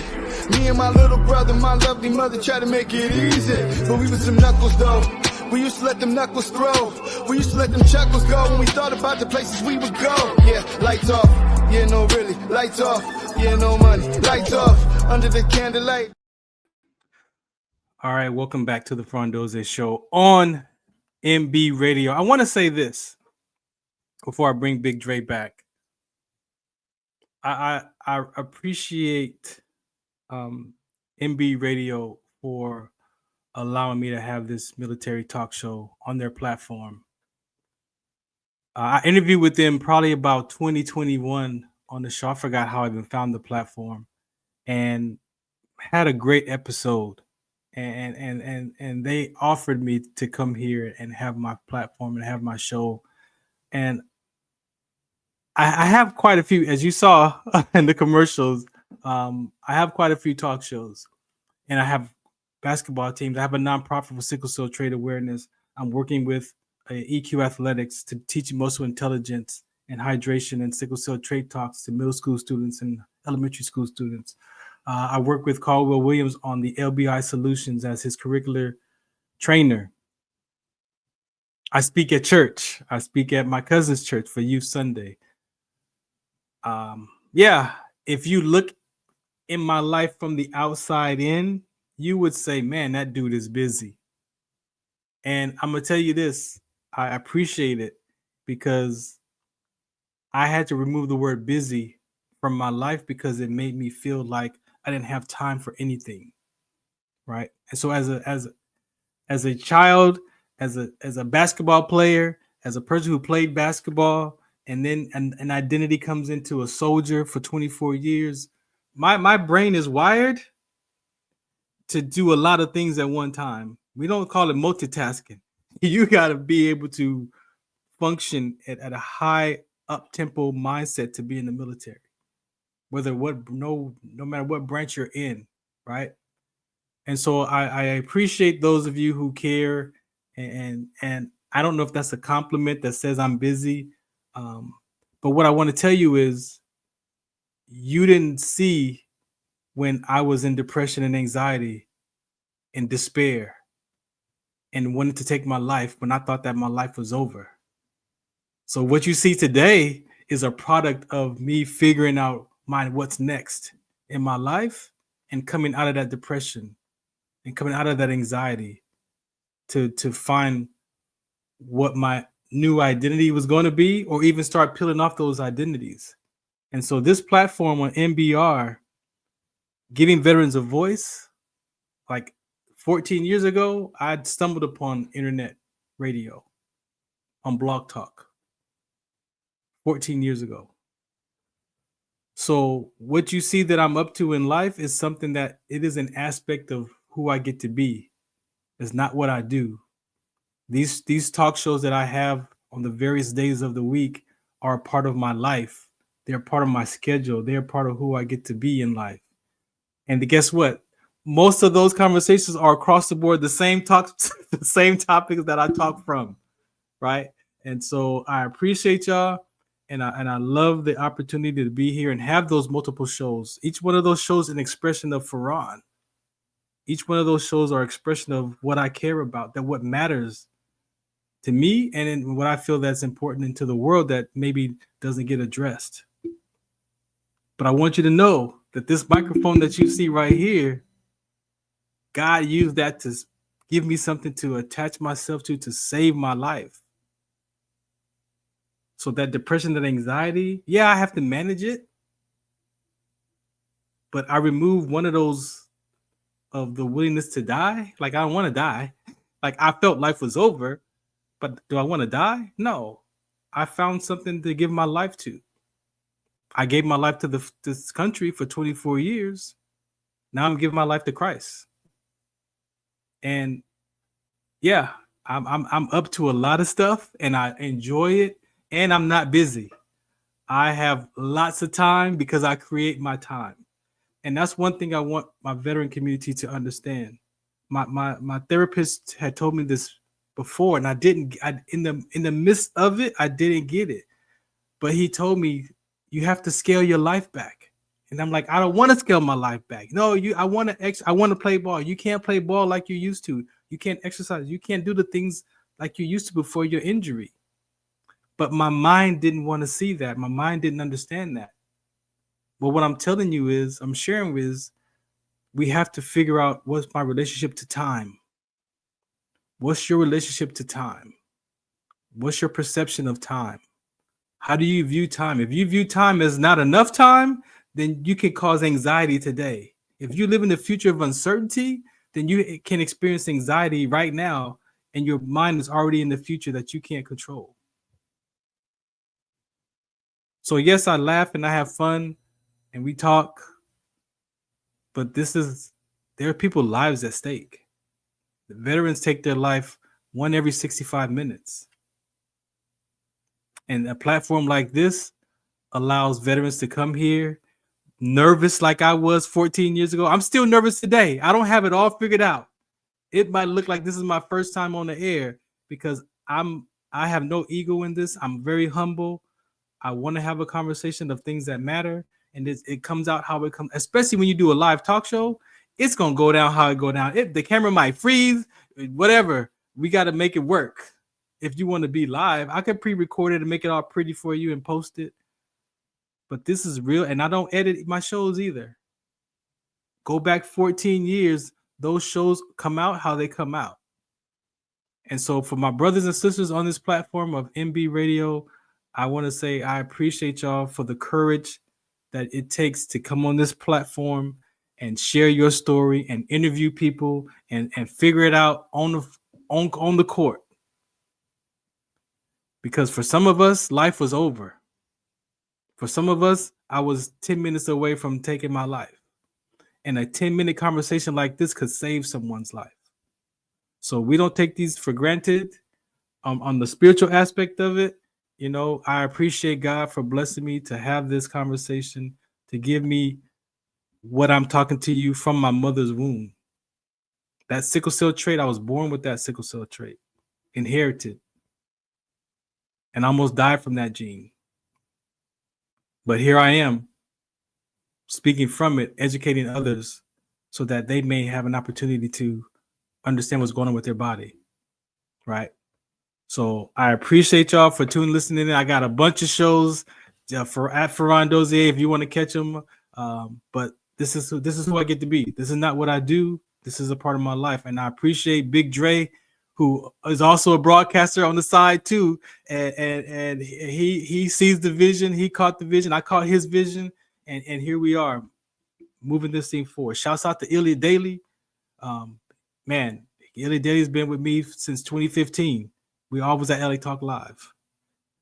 Let me tell you, LA Talk Live had shows with cameras in 2006 before they was called podcasts. That's LA Talk Live. We had cameras. We had Live 365. We was playing music, paying royalties. I had a 4-hour show at LA Talk Live. I mean, we had fun at LA Talk Live. But I want you to know that the veterans that you have on this platform, on MB Radio, we're all working out our traumas from whatever they come from. And all of us are looking for that what's next. And finding this microphone and a place to share our stories is very important, and we don't take it lightly. All right. Shouts out to MB Radio, Farron Dozier Show, Trench Talk Edition. Sir. What's up, man? I had to get that out of my system today, bro. I salute I had to you, let man. it go. I had to let it salute go, you on that, and you should. Us vets, we go through so much, and being on the ledge and not having the right person to talk to, bro, can push you. Yeah. I tell you all the time, man. You and shout out to most of my females out there who get just trashed we even go on there. How they get trashed on them ships, on land, and how they get the harassment thrown at them. I mean, it's just, man. And I got to commend my sisters out there who put up with all that. I had a cousin Navy. She did 2 years, and she's planning on 4. She got out after 2 years because the harassment was so bad. She got PTSD kicked in, and she had this knocking in her ears, and she couldn't deal with it. And she tried to fight to get her 100% now because she said, man, she said, cousin, it was crazy. I thought I was going away to travel, see the world, and serve my country. It turned into a brothel house almost. Yeah. And it's so important for us to make sure that the women veterans are acknowledged, because I have female friends, veteran females, that don't feel like they deserve or earn their ratings. They won't even go apply for their benefits because they don't feel like they earned that. I'm like, no, you served, you earned. You get it. Yeah, You get get it, it man. and go apply Go and for it. get This is very important. It's very important. So, we shout out to that, and we want to salute all our brothers and sisters out there fighting for us to protect our rights as humans to vote, to sit up here and talk to you every day. That's for real. How we got here. Yeah, my boy How Richard. we got here. Yeah, all this. So, bless it. But like I say, back to our last episode. So bags to canvas, man. Bags to canvas. What do you want to say about the boxing? Okay, the boxing world. 5 minutes of oops, damn it! Why are we doing this? First of all, I'll give a shout out to my boy Sam Watson, one of the chairmen at PBC. Sam and him and Tom Brown from GBT promotions, Goosen Brown. These guys and the late great Dan Goosen Tudor, who James was signed with. He had world challenge, Michael Nunn, all those cats out there he worked with. And the boxing game has changed a lot. Over the weekend, I think a couple days, we had a boy fought in Sydney, Keith Thurman. Oh my God, horrible. He looked so bad. He knocked the guy out, but you tell age is getting in at 36 years old. The power is not there, declining. Of course, 36 years old, that's considered a tree hump of oldness when you're 36 in boxing. And the game just got so big. They said a tree hump? A tree hump. I mean, that's how it is. It's like trying to get that, And it's like episode of Creed Part 4 or something, And like Michael G. Jordan did Creed. He had to actually box. He had to get in the ring, and he learned how to box. Right. One looked so real. Sylvester said, "You can't." And he fought in number 1 and 2. In that one scene, he got knocked out by Tony Bellows. Tony Bellows is a world champion. Yeah. And in the action scene, he said, and action, he got knocked out. He got completely a straight shot to the jaw. He was out. He said, woke up. He's all talking about it on Colton O'Brien, how he got knocked the heck out. And it's just a slide total. This is, if you're going to make it look real, got to be real. Got to be real. And boxing turned into like a circus because no one want to fight nobody. Oh, that's the problem. That part. That part. They don't want to fight nobody. Hell, the women boxing get better ratings than men's now. It's better when you got T-Rex, my girl, Carissa Shields, Angela Bogart, Alicia Bogart. Them two been talking crap to each other, but she don't want to go up to her weight class, and she don't want to come down her weight because you can't. When you're a big girl or a big guy, it's hard to come back down in weight because dehydration is not good for the body. It's not good for the kidneys. None of that. So the guy can say, I'm outgrowing my weight class. They go up a weight class. And every 6 to 7 pounds the next weight class. 147, 154 middleweight. 147 welterweight. 140 is light welterweight. So 8 pounds goes up. So you can't, whatever T-Bud's finna do, Bud Crawford finna do when he fight Canelo in September, which is already going to happen. And everybody mama going to be there. I bet us being there for the press conference. He's going to put us in a media ring now because we got this canvas, back to canvas. It's going to be a great fight. It's just to the point that boxing is getting a black eye because UFC talk crap, you're in the ring a month later. Right. You at 154? Shut up. I'm coming down to 154. You kiss my ass. We're going to fight. That's how it is. The boxing, your mama suck. That's the old day, though. That was the old days, though. Nowadays, the kids say, I'm a kid. Yeah, you think you bet Javante? I got grease in my hair and I took a knee by accident. Javante, you should know better, boy. Either you was scared of that boy, Lamont Roach, or you just took a knee because your knee was hurting. He took that punch. It was like, ding dong. Who's at the door? Who's at the door? Exactly. And took the knee and tried to say he got some activator in his eye. The girl said, I didn't put no grease in his hair when I braided his hair. He had that hair, that braids for almost 2 weeks before the fight was going on. So she rebraided it before the fight. And she said, well, no grease in there. He knows a certain substance you can't have in your hair. Right. Only Vaseline in that corner. So how would she put any other substance? And now he might be in trouble with that because now they want to use that against him.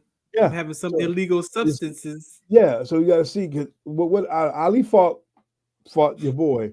He fought Liston. The ointment on the gloves. He fought 2 rounds, couldn't see.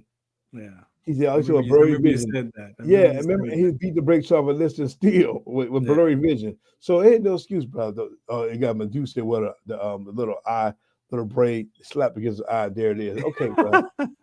You still got 25 million. But people think the money's not into the purse, it's in the pay-per-view numbers. Do you know Mayweather still haven't cashed his $100 million check against Manny Pacquiao? They fought them 10 years ago. It still sits on a lamp at home. $100 million. He may have used it now, but $100 million check sat there for almost 5 years after the fight was over. Just sitting there. That's what the pay-per-view numbers was. Now, Bud Crawford and Cabello, Crawford said, Cabello saying they're gonna break that record, 2.2 million views. That he claimed they're gonna break. They going for the views. They going for because for the money. That's why I tell my partners, let's get us a pay-per-view in our streaming platform because it's easy money to make. If you get 20,000 people watching a fight for $5, do the math. Right. Oh yeah, it's a wrap. It's a wrap. So why? That's enough money to do my sickle cell trade awareness for the rest of my season. So my gift to you is that I'm a partner in a network, a corporation called Flip Flop Network, and we are starting a pay-per-view, and we're gonna be we're gonna do all our events there. So once again, I want to tell everybody that we will be live at 121 West Olympic Boulevard in Santa Monica. First part of April, grand opening of Hammer and Nails. And the number there, I'm gonna get you guys the number there. If y'all want to make some appointments right now, the number is 323-543-0001. That's 323-543-0001. Ask for Fez Russell, the owner. We'll make appointments when the grand opening come. But you get your nails done, you get the shaved, you get your feet rubbed, toes done. Baby. And you have some liquor. No cigar lounge yet, ladies and gentlemen. But look out, we're gonna be live. We're gonna be live there. So check us out. We're gonna build a platform. And any sponsors out there interested in sponsoring, bags and canvas, boxing equipment companies, let us know. We'll run your ad. You talk about Mr. Dozier about that, about how the price of the ad to be. But we'll run your ad on our sports show. And we're in the process now. I guess we talk about moving the night maybe to maybe Wednesday nights for a while, or we might stay on Sundays.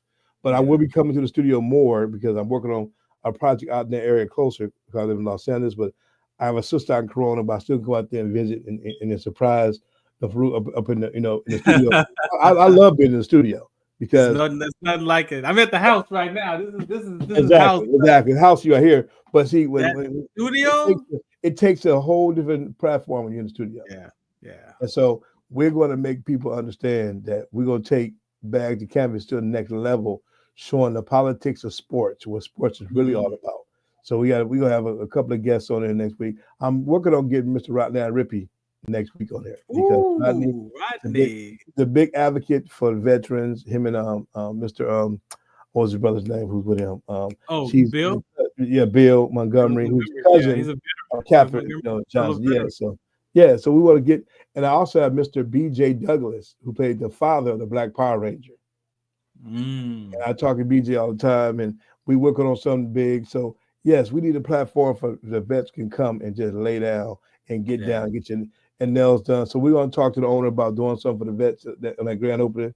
When you come in, you get 50% off a shave or something for him so that we give him back. So we're gonna talk to him about that later next week about doing that on that grand opening. Because the more guys and women come out to enjoy themselves, the man, if you're a female vet, come out with your husband and just give them a pamper by you showing up with support. And all you sickle cell advocates out there, come out there and support your boy, Mr. Dozier, and do something, do something good. I appreciate that. So thank you once again for your time. Yeah, always for sure. Great. Always great. For sure. You talked about your incident with the 5-0, right? Yeah, 5-0 and so I was saving mine, right? Because I could relate to you. Yeah. I don't think I don't know if I've ever said this publicly on the episode. Exactly. I want the public to know, but mine it's over with after the 1st of May court day is over with. I'm gonna really bring the heat on everybody. Everybody can get a chance to hear what's really going on. Cause a lot of lies, you know. I had a similar incident with Beverly Hills cops. Mm-hmm. I think it was 1991, right after 91, 92. Right, remember the riots and everything else. Yeah, right after. Yeah, right around that time, man. I got. It was 4 of us. Mm-hmm. My buddy, he's passed away. Sorry, he was driving his girlfriend's new Honda Accord. Oh Lord, purchased. You're right. So you remember back then, a Honda Accord was a very high priced car back then. Yes, it was back then, boy. Now check it. It's brand new, and she purchased it from Beverly Hills Honda. Mm-hmm. Now you got 4 brothers in a brand new Honda Accord in Beverly Hills one night, leaving one of the restaurants. Mm-hmm. And you could afford to pay for it, too. We could afford to pay for it, right? Exactly. Now, brand new, no plates, everything stickers there, it's his girlfriend's car. So I'm riding in the car with my pistol. Boy. And I had it was mine. Yep. But what I didn't want to do was, because we were going out that day, I didn't want to leave it in my car. Bingo. So I brought it with me. Mm-hmm. And I was like, okay. So we're riding around all day. We was going all day. 1 o'clock in the morning, we go to this restaurant. I think it was Larry Parker's or some restaurant in Beverly, for Robertson and Pico. Yeah, you're talking about. Right? And so we go in there. He makes the turn. The restaurant is right here on the right-hand side. The line is packed. It's like 1:30. The line's packed. Oh, yeah. And we're like, bro, we're not going in. It's already, we've been riding around. We've been car joyriding all day long. Like, let's go home, man. I gotta get home, right?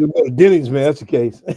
So we make the right, and then he does a turn, turns around. And as we get to the intersection, there's a canine car at the light. Not the dog. That's gonna go the same direction when we make this left, right? So I tell him, I say, yo, check this out, bro. And I could, Big Dre, I felt it. Yeah. I felt it in my gut. Good. I said, bro, check this out. When you make this left, pull over so we could get out of the car. Yeah, but and let them go by. Yeah, let me figure it out and do something. He's like, no, he ain't gonna mess with us. I said, bro, pull over, make the left and pull over. Like you let and park and let him go by, and we gonna get out the car. Man, Big Dre, he didn't do it, Big Dre. Here come that red blue light. He made the left, Big Dre, and I'm in the car like, you gotta be kidding me, bro. And so the cop car comes up next to us. He backs off, comes up again, backs off, gets behind us. Yep, like the Air Force, like the F-15s do. got behind us, and I'm like, all right, and my heart was like, it's about y'all about to get stopped. Man, you stopped. So I took the pistol and I threw it under the floor. Got to. And I was like, you know what? I told myself, I said, he gonna have to find it on his own. Because I ain't saying nothing, right? As soon as we got to the light to make the right to go down Robertson, man, whoop. Yep. He turned the lights on, bro. Now we sitting there. And like you said with yours, like 6 cars came. Like 6 cars. For those who understand, Beverly Hills only has a 1.7 mile radius to patrol. That's it, ladies and gentlemen. I know for a fact they 6 cars. So I'm in the back seat behind the passenger. My buddy's driving. My buddy's in the front, and a buddy here. Now Stan next to me got a hat on backwards with the chronic leaf on the back of it. Man. So you hear people say 4 blacks in a vehicle driving. Bro, that was us that night, bro. He pulled us over, pulled us out the car. Long story short, he finds on a curb, bro. And so I knew after he went to the front with his flashlight, he came back. He kept asking us, whose car is this? We like, bro, it's my buddy's car. It's his girlfriend's car. Like, my car is at front of their apartment. Like, what's the problem? Do she know you in the car? Whose car is this? He asking all of us, bro. Yeah. So after he goes to the back seat where I was sitting, he's got the flashlight back there looking around. And I was like, you know what? He gonna find it. Mhm. So I reached in my wallet and I put up my receipt that I had purchased a pistol with because it was Mhm. mine. Oh yeah. He comes up, man, with his pinky finger, like, whose does this belong to? Here's my receipt, brother. It's I was mine. like, You know? I was like, that's mine. So they grab me, they handcuff us, click, click, click, click. He stands me up and says, "Oh yeah, we got a call that somebody was brandishing a firearm." I was like, "Bro, you got to be kidding me!" The victim of a oops, I told the truth. Now you somebody called us a brandishing a firearm, and y'all fit the description. That's why I'm like, bro, for real. Well, I call it the Pinocchio dome syndrome. Bro. That's what I call So it. You lying. the funny part of the story is after they ran it, it was mine. They did all the running, but he said that how he long didn't did it take have, them to run it? bro. They ran it like right where we were sitting, Bingo. right there. Dude, they had to You can hear the lady. Hold me. The lady came over the air like registered to Farron, serial number 2497, and I'm Thank like, you. oh, I'm good. Like I told you, bro. He says, well, I got two things to tell you. I'm like, what's that? He says, well, the pistol is yours. However, we have to take you to the station. I'm like, why? Because the computer's down and we don't know if you have any warrants. I said, bro, I'm in the service, bro. I can't be in the military with no warrants. What are you talking about? Hold on. Stop right there now. Okay. Did the woman just come back on the computer and said that your gun was legit? So the computer was up when she ran you the first time. What did he talk about? And there was no clip. He says, where's the magazine at? Mm-hmm. I said, I told you the magazine is in my car, which is in front of their apartment. This is his girlfriend's car. Yep. Like I don't have the clip on me. It's in my car. We can go to my car right now. And you can look in the glove box and see and the for clip. those folks out there, I'm a member of ASSCA, that considered weapon company. I'm just became a member of. By law, if the hairpin is not in the gun, it's not considered a firearm.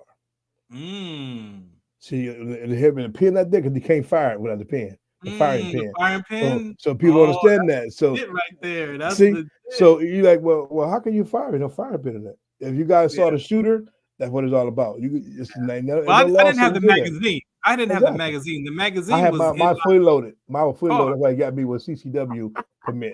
They got me for misdemeanors. So that's why I went in and applied for my CCW again. So the time I see the judge, I said, well, I'm in the process now. I'm running for city council. I'm gonna get my CCW, Your Honor. Right. That's what I'm gonna let them know. Period.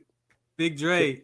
That by the time I got to the station, first of all, when they put me in the car, the dude put me in the front seat. Yeah. Right? He put me in the front. I'm like, why you put me in the front? He's like, man, look. He's like, you're a veteran, bro. He's like, the computer's down. We can't do the background check on you. So I gotta take you in. So I was like, man, this is Beverly Hills. I'm like, where's Eddie Murphy at, bro? Like, where's Eddie Murphy? Like Beverly Hills Cop. Get thrown through a window. Where's Beverly Hills Cop? Like, where's Eddie? So we go to the station, man. They book me, they bring me in. Yep. And they come back and say, well, we don't know. The computer could come up in 10 minutes or tomorrow morning. We don't know. I'm like, bro, for real. So long story short, what about the other boys? So check it. This is what's crazy. Appreciate that. My buddy has a blade. Like the handle is this long. A machete. The blade is this long. He got a machete. He got a machete in between the armrest and his seat. They didn't worry about that. They saw the pistol. Gun. They saw the pistol, bro. That's that gun. They wait for me in the lobby at the police station, bro. Mm-hmm. So I think I got out at about 3:00 in the morning. By the time they came back and said, you know what, the computer is still down. Gotta let you go. We're gonna let you go, but if you come up with a warrant, we're gonna come pick you up in the morning. I said, ma'am, I'm in the service. I'm in the military. I can't be in the service. No, I don't have no warrants. Hold on.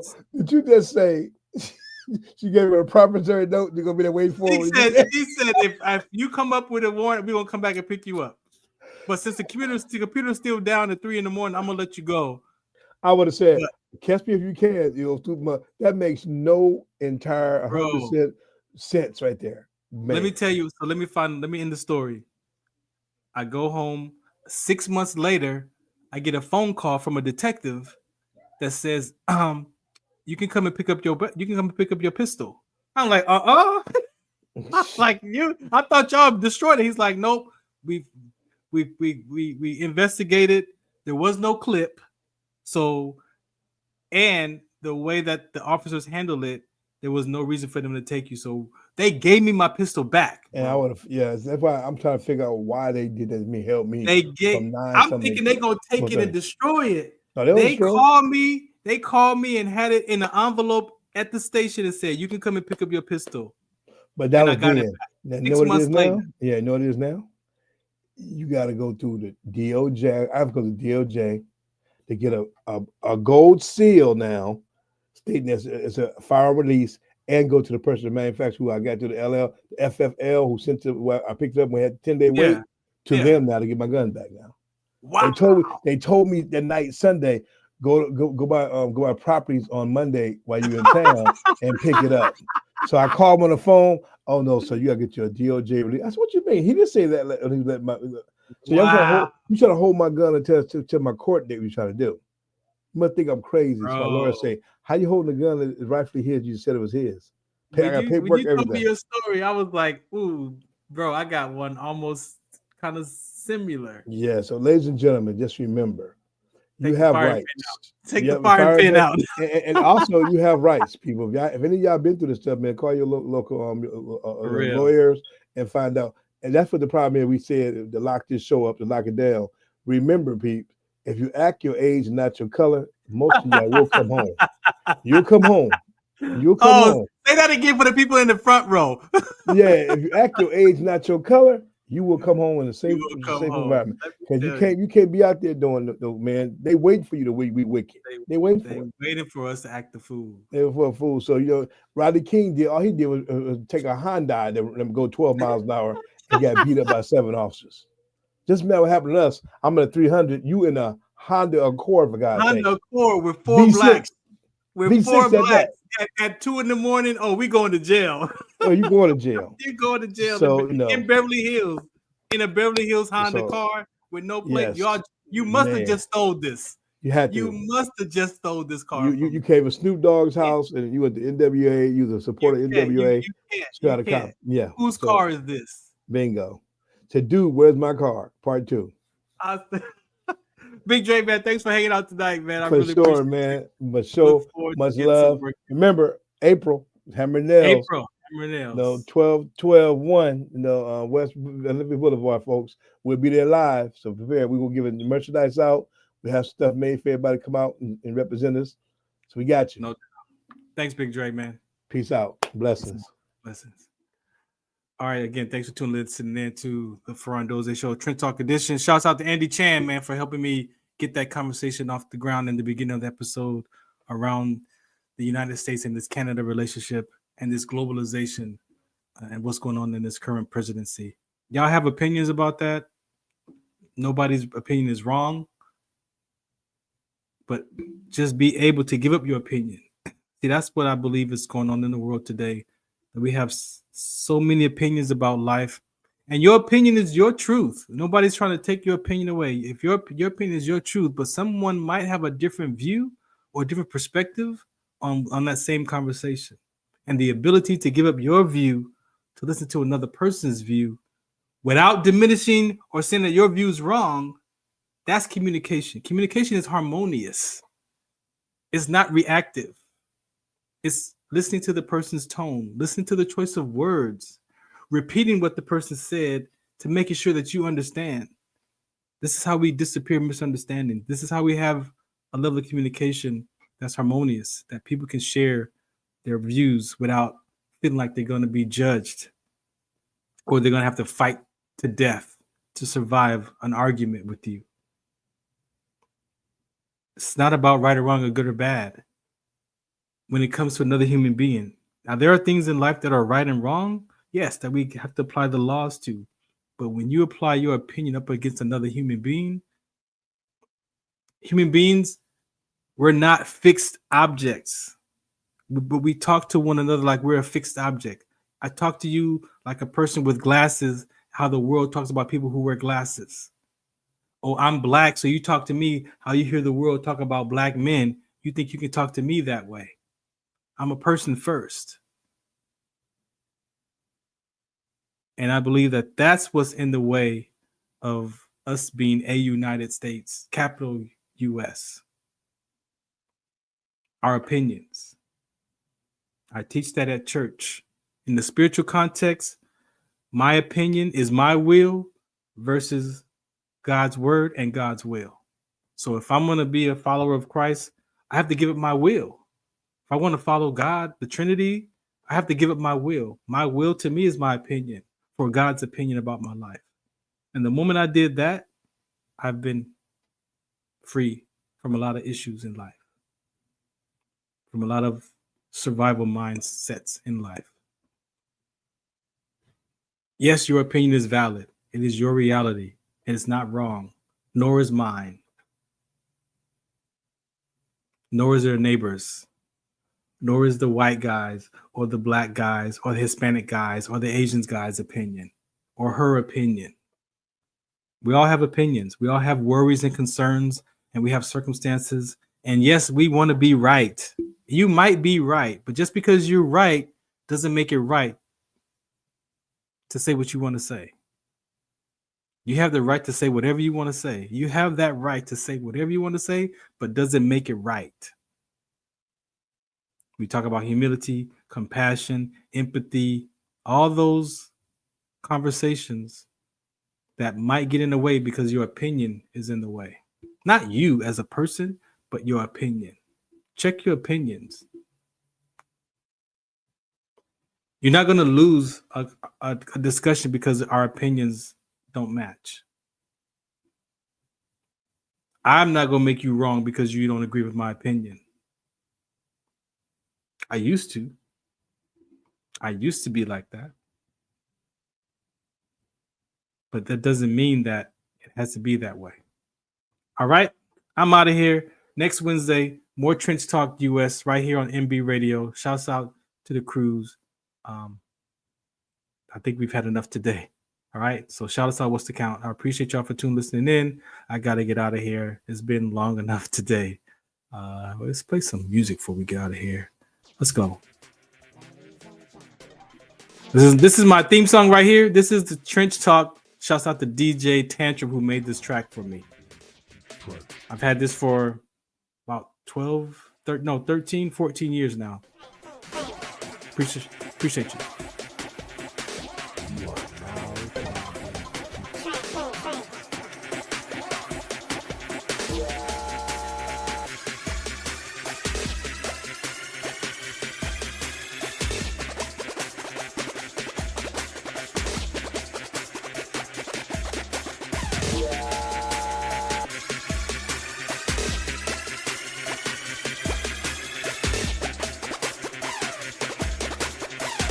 This is my favorite part right here. You are now tuned in to Crunch.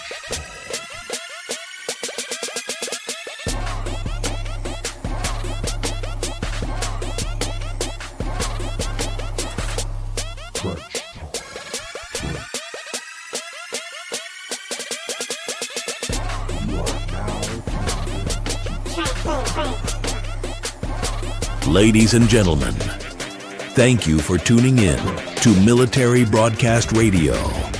As we wrap up today's show, we want to remind you that the podcast of today's episode will be available right after we go off the air. So if you missed any part of the show or want to listen again, be sure to check it out. And remember, we're here to support and honor our veterans. Your stories and experiences matter, and we are committed to giving you a platform to share them. That's right. We're here to give our veterans a voice. So don't forget to catch the podcast and stay connected with us, giving our veterans a voice.